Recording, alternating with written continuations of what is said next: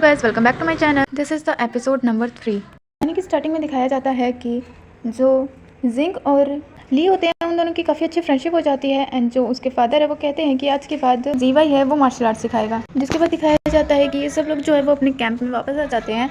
And यहाँ पर गाउसिंग जो है वो भी आया होता है अपनी मदर के साथ, क्योंकि आज के बाद वो यहीं रहेगा। और आने के बाद जो खान है उन्हें पता चलता है कि यहाँ पे 2 जिन्स हो और उनके एक ब्रदर आ रहे हैं जो कि 3rd ब्रदर और 7th ब्रदर है। एंड पता चलता है कि वो जो है वो काफ़ी ज़्यादा रूड और बहुत ही ज़्यादा बदतमीज़ किस्म का इंसान है। जिसके कुछ टाइम बाद का सीन दिखाया जाता है जहाँ पे 3rd ब्रदर और 7th ब्रदर दोनों आ जाते हैं। एंड वो जो 3rd ब्रदर होता है वो तो सभी लोगों पे बहुत सारे पैसे वैसे फेंक रहा होता है और कहता है कि तुम सब लोग मेरे गुलाम हो और इस पैसों को उठा लो। ये देख के खान को बहुत ज़्यादा गुस्सा आता है, लेकिन वो कुछ नहीं कर सकता क्योंकि उसे इनके साथ अपनी कोलैबोरेशन करनी है, इसी वजह से वो उसे कुछ नहीं कहता। जिसके बाद दिखाया जाता है कि एक्चुअली में वो जो 3rd प्रिंस है उसने जिंग भाई पे भी, गाओ जिंग पे भी बहुत सारे कॉइन्स फेंके थे। लेकिन ये बात जो है वो गाओ जिंग को बिल्कुल भी पसंद नहीं आती, इसीलिए वो नीचे से बहुत सारे कॉइन्स को उठाता है और उठाने के बाद वापस उसी के ऊपर फेंक देता है। और ये देखकर उसे काफ़ी ज़्यादा गुस्सा आता है और वो उसकी तरफ एक जो भाला टाइप का है वो फेंक देता है। पता है कि अचानक से वो जो भाला है उसके ऊपर तीर लग जाता है और वो कोई और नहीं बल्कि बाई होता है जो कि गाओ जिंग को बचाता है। और ये देखने के बाद 3rd प्रिंस और ज़्यादा गुस्सा हो जाता है, लेकिन 7th प्रिंस उसे समझाते हैं कि वो यहाँ पे बिजनेस के लिए आए हैं, फाइट के लिए नहीं। जिसके बाद दिखाया जाता है वो सभी लोग जो है वो कैंप के अंदर बैठकर एक दूसरे को ड्रिंक वगैरह दे रहे होते हैं और वेलकम करते हैं। लेकिन वो जो 3rd प्रिंस होता है वो कुछ ज़्यादा ही रूड होता है और इसे इन सब में से किसी भी चीज़ में इंटरेस्ट नहीं आ रहा था। लेकिन 7th प्रिंस जो है वो यहाँ पे सबकी तारीफ़ करते हैं और बताते हैं कि इन सब का नाम उन्होंने सुना है जो कि काफ़ी ज़्यादा अच्छी फाइट करते हैं। और तभी जो 3rd प्रिंस है वो कहते हैं कि अभी जिसने मेरे साथ फाइट की थी उसका क्या नाम है, उसकी स्किल काफ़ी ज़्यादा अच्छी है।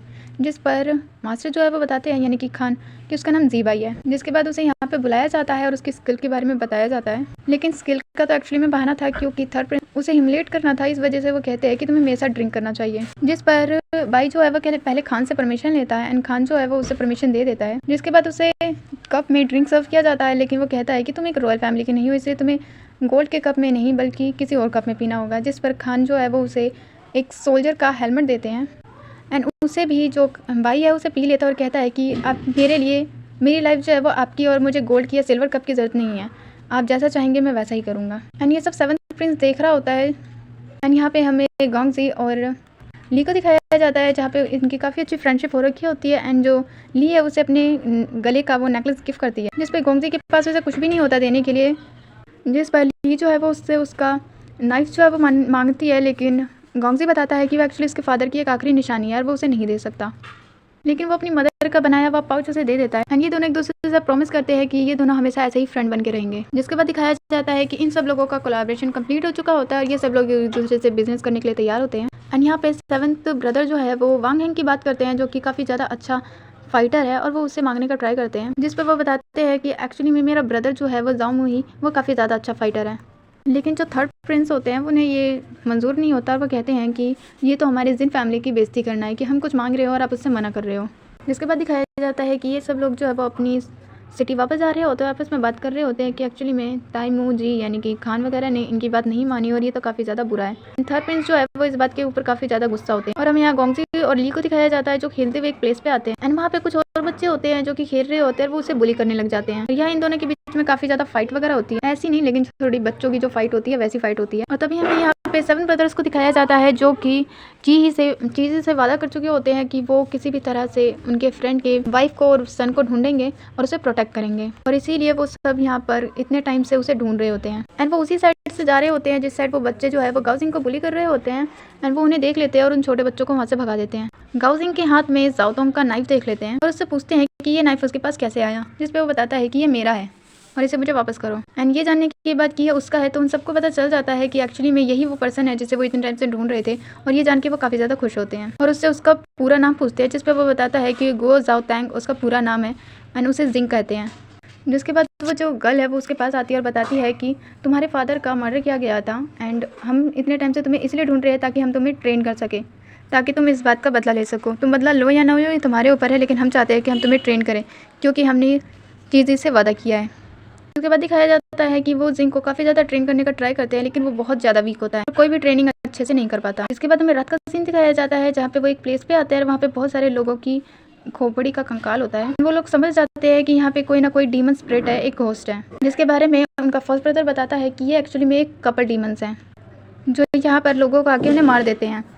एंड ये क्यों मारते हैं ये मुझे नहीं पता, और इन सबको कहते हैं कि वो केयरफुली उनसे फाइट करे, वरना अगर वो उसके हाथ लग गए तो वो उसे जान से मार देंगे। उसके बाद दिखाया जाता है कि मास्टर जो है यानी कि फर्स्ट ब्रदर जो है वो ब्लाइंड होते हैं, इसीलिए उन्हें एक कॉफिन में बंद कर देते हैं और बाकी सब लोग जो है वो वहीं छुप जाते हैं ताकि वो उन डीमंस के आने का वेट कर सकें। जिसके बाद दिखाया जाता है कि एक्चुअली में वहाँ पर एक पर्सन को पकड़ के एक फीमेल घोस्ट डीमन जो है उसे लेके आई थी एंड वो उसे मारना चाहती थी ताकि शायद वो अपनी उम्र को वैसे ही बढ़ा सके एंड वो ऑलमोस्ट उसे मार देती है। लेकिन तभी वहाँ पे 7 ब्रदर्स सारे के सारे आ जाते हैं जो उससे फाइट करते हैं और इस फाइट में वो लोग काफी घायल हो जाते हैं, लेकिन आखिरकार वो उस घोस्ट डीमन को पकड़ लेते हैं। एंड जो फर्स्ट ब्रदर है वो भले ही ब्लाइंड है, लेकिन वो उनकी स्किल्स काफी ज्यादा अच्छी है एंड वो उस घोस्ट डीमन को भी ब्लाइंड कर देते हैं। तभी हमें दिखाया जाता है कि गाउजिंग जो है वो भी उसी साइड आ रहा होता है और तभी वहाँ पर वो जो फीमेल घोस्ट होती है उसका हस्बैंड आ जाता है जो कि गाउजिंग को पकड़ लेता है एंड ये सब लोग वापस उसे फाइट करते हैं जिसमें उसे जान से मार देते हैं। लेकिन यहाँ पे उनका एक ब्रदर जो है वो भी मर जाता है एंड ये सब लोग जो है वो इस घोस्ट से फाइट इसलिए कर रहे होते हैं क्योंकि इन घोस्ट ने ही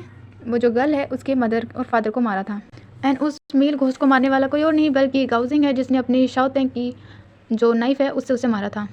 एंड ये बात जब उसे घोस्ट को पता चलती है तो उसे काफ़ी ज़्यादा बुरा लगता है कि उसका हस्बैंड जो है मर चुका है और इसीलिए वो कहती है कि मैं वापस आके तुमसे बदला लूंगी और वहाँ से गायब हो जाती है अपने हस्बैंड के साथ। एंड यहाँ पर इतनी सारी फाइट में उनका एक ब्रदर मर चुका है, इस बात से वो सब लोग भी काफ़ी ज़्यादा दुखी होते हैं। जिसके बाद दिखाया जाता है नेक्स्ट डे का सीन जहाँ पर गाउजिंग की बहुत ही ज़्यादा हार्ड ट्रेनिंग हो रही होती है। वो दिखाया जाता है कुछ सालों बाद का सीन जहाँ पे गाउजिंग जो है वो काफ़ी ज़्यादा बड़ा हो चुका होता है, लेकिन अभी भी उसकी स्किल्स जो है वो थोड़ी कम होती हैं एंड सभी लोग उसे समझा रहे होते हैं कि जो 3rd एंड 4th टीचर है यानी कि उनके ब्रदर्स वो कितना ज़्यादा सिखा रहे हैं उसे कि वो वाली उनकी स्किल्स जो है वो सीख ले, लेकिन एक्चुअली में वो जो गाउजिंग है वो उनकी स्किल्स को सीख नहीं पा रहा, वो भी पूरे 10 साल हो चुके हैं। एंड सब लोग उसे बताते हैं कि तुम्हें एक हार्ड ट्रेनिंग करनी पड़ेगी, अपनी प्रैक्टिस करनी पड़ेगी ताकि तुम्हारी स्किल्स अच्छी हो सके। और उन सब की बातें सुनने के बाद जो गाउजिंग है वो खुद को कहने लग जाता है कि वो कितने टाइम से एक स्किल को ट्राई कर रहा है लेकिन वो सीख नहीं पा रहा। तभी वहाँ पे ली आती है जो उसे बताती है कि एक डेंजर आ रहा है। यहाँ पे दिखाया जाता है बहुत सारे ईगल्स टाइप के बर्ड्स को जिन्हें वो सब लोग देख रहे होते हैं एंड उनमें से जो ब्लैक ईगल्स हैं उन्हें मारना होता है क्योंकि वो वाइट ईगल्स को परेशान कर रहे हैं और इसके लिए गाउजिंग जाता है